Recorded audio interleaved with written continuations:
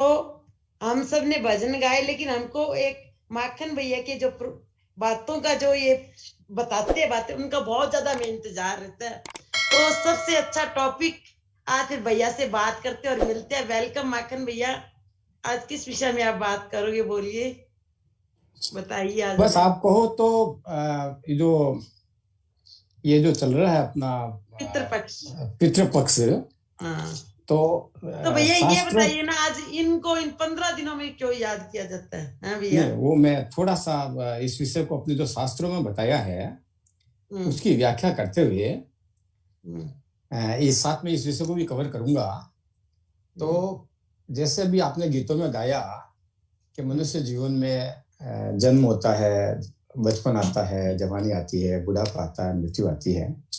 ऐसे ही जीव की यात्रा विभिन्न लोकों में होती हुई वापस मनुष्य लोक में आती है। तो हमारे पुराणों के अंदर इसकी बहुत विस्तृत विवेचना, विस्तृत ज्ञान, एक पूरा अपने हिसाब से उन्होंने जो शोध करके लिखा है। तो उसमें वेदों में वर्णन आता है, स्मृति में वर्णन आता है, पुराणों में वर्णन आता है, और गरुड़ पुराण में तो बहुत ज्यादा विस्तृत वर्णन आता है। तो इसके बारे में मैं थोड़ा सा आपको बताने का प्रयास करूंगा। एक मिनट हो।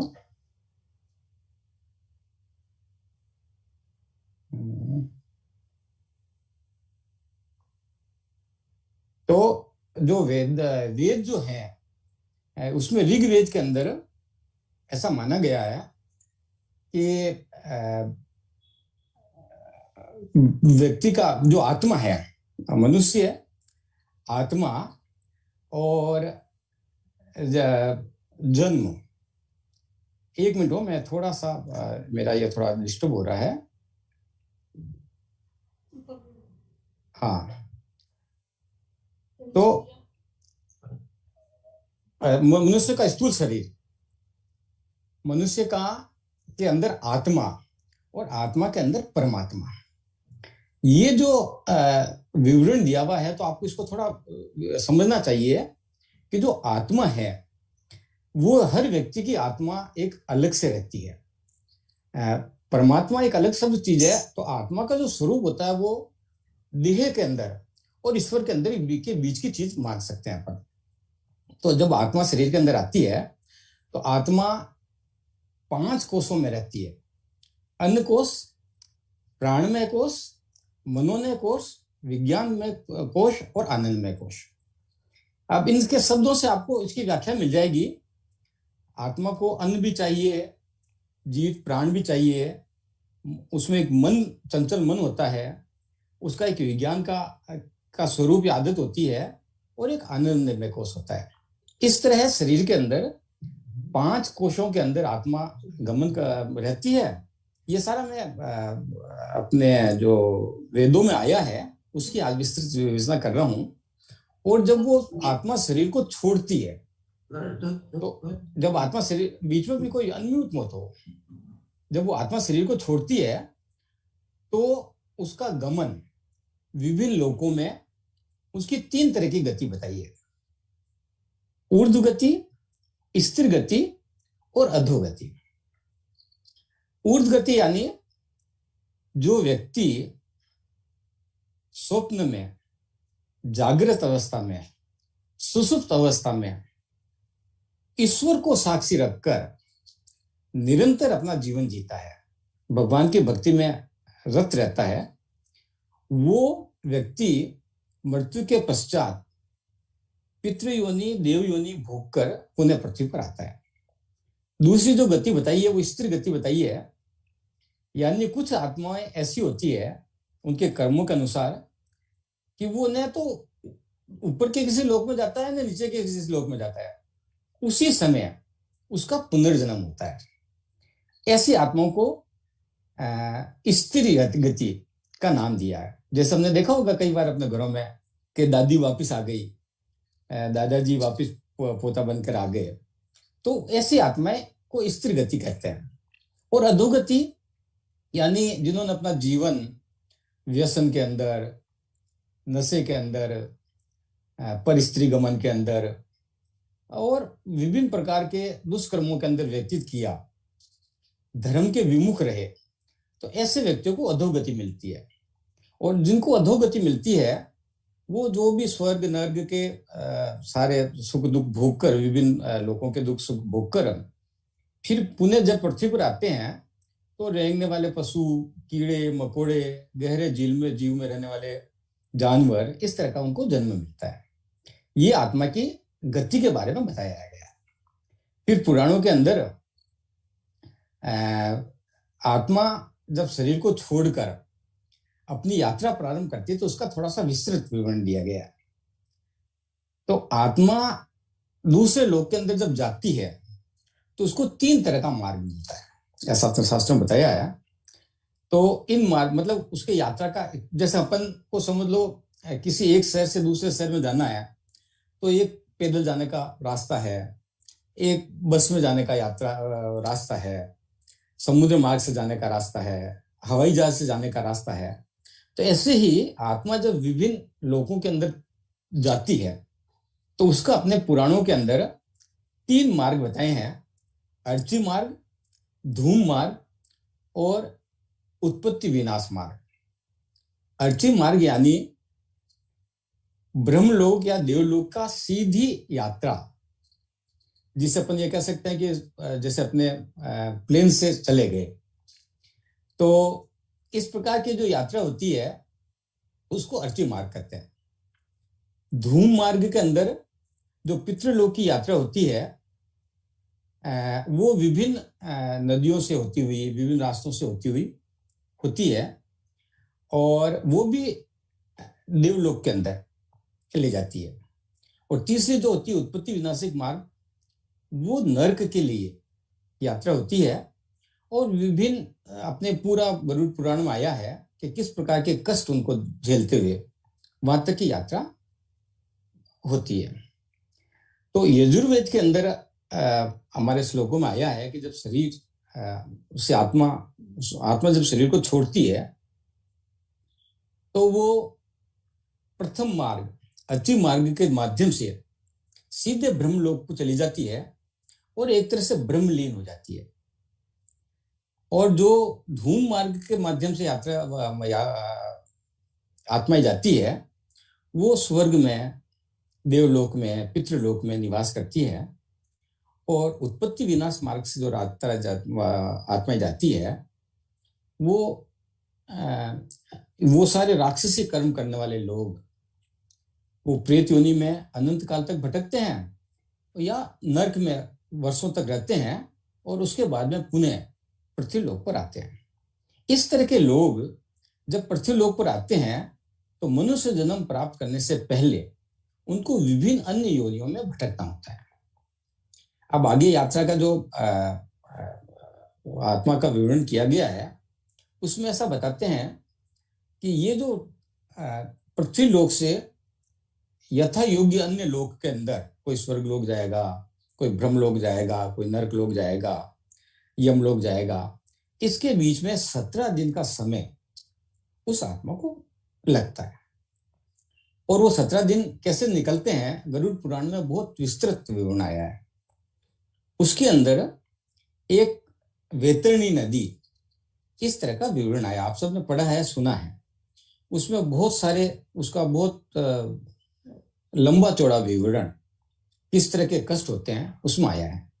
मैं उस पर नहीं जाकर एक बात और विशेष बताइए उसमें कि जो व्यक्ति गाय का दान करता है तो उस व्यक्ति को उस वैतरणी नदी को पार करने में बड़ी सुविधा, आसानी रहती है। वो जो गौ माता है वो उस वैतरणी नदी के सारे कष्टों से बचाकर उसको उस वैतरणी नदी से पार करा देते हैं।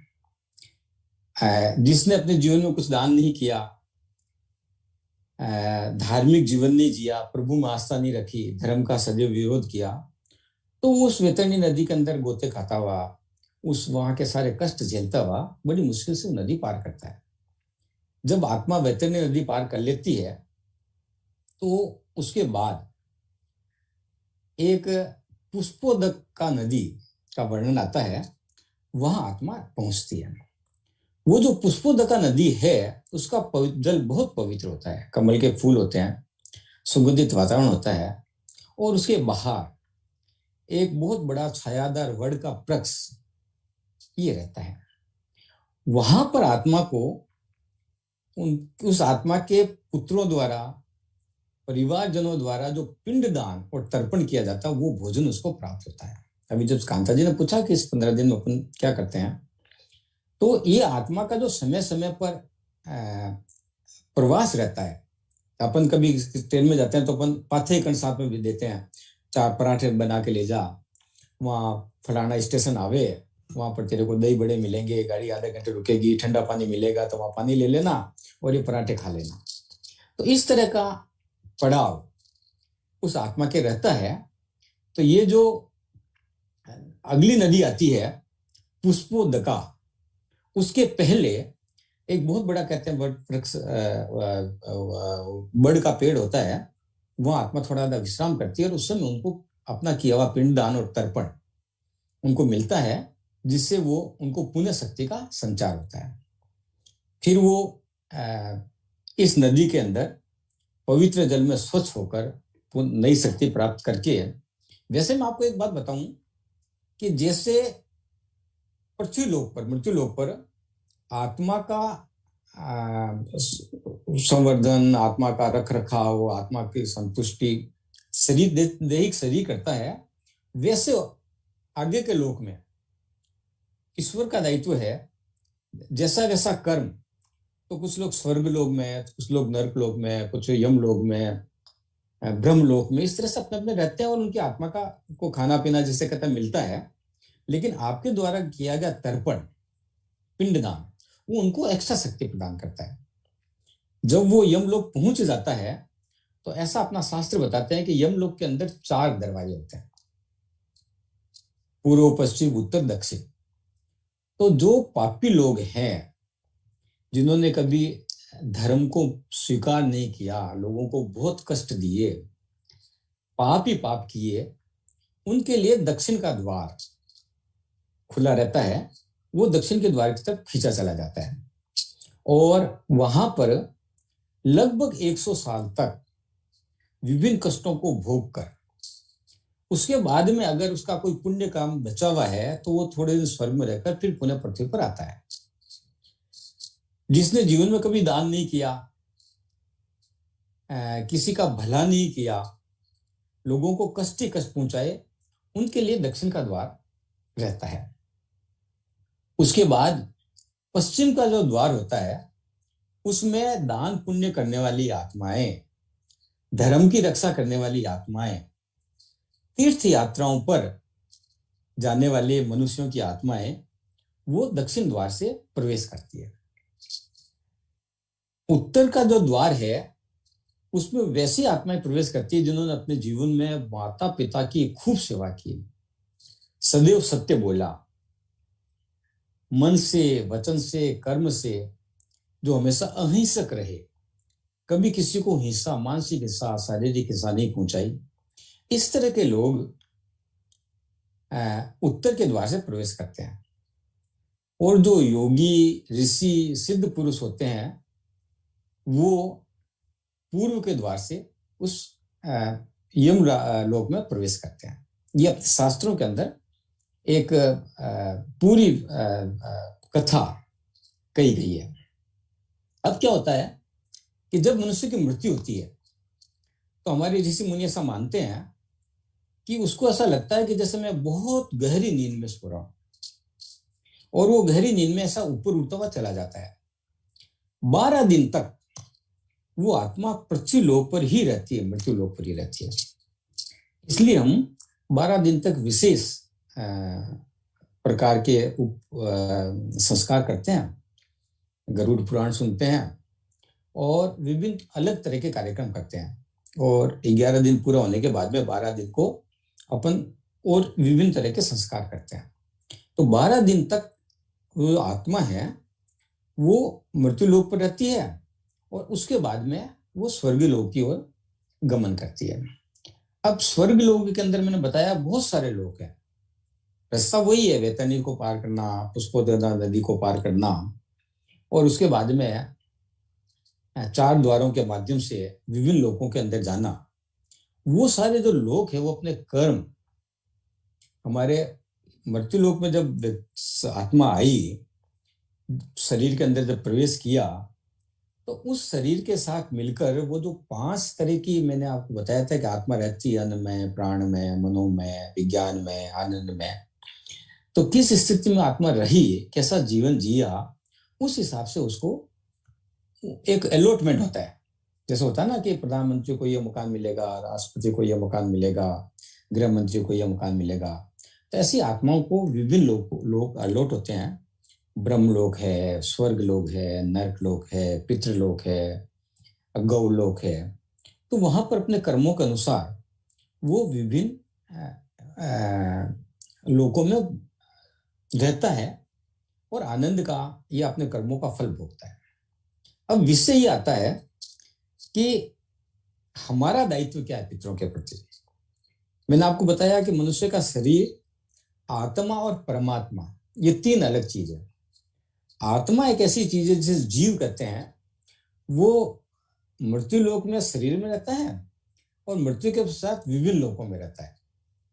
तो उसका संबंध परमात्मा से भी रहता है और आपसे भी रहता है। उसके कारण उसने जो अपनी वंश की उत्पत्ति की है, वंश चलाया है, उनका भी उनके प्रति दायित्व रहता है। तो समय समय पर पिंडदान करना, समय समय पर उपासना करना, और वो जो जिस भी लोक में हो उनको एक एक्स्ट्रा एनर्जी मिले, हमारी तरफ से सेवा मिले, इसके लिए हम पितृपक्ष भी मनाते हैं।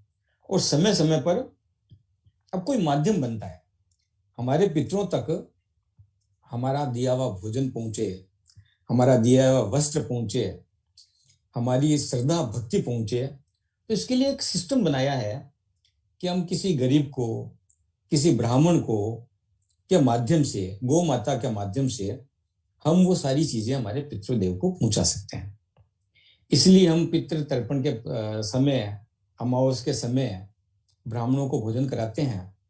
अब इसमें एक विशेष बात, पिछले साल जब मैंने पितृपक्ष के बारे में बोला था, तो एक दीदी ने ये बताया था कि हम ब्राह्मणों को जब दान देते हैं तो ऐसा सोचकर देते हैं कि दान देना है तो 50-100 रुपए की साड़ी दे दी, घर में पहनते हैं तो 500-1000 रुपए की साड़ी बनती है।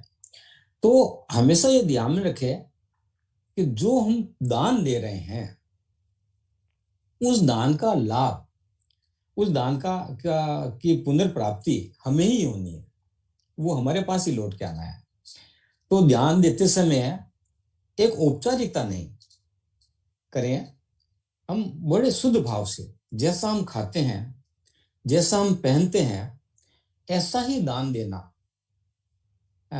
ये तभी लाभकारी होगा।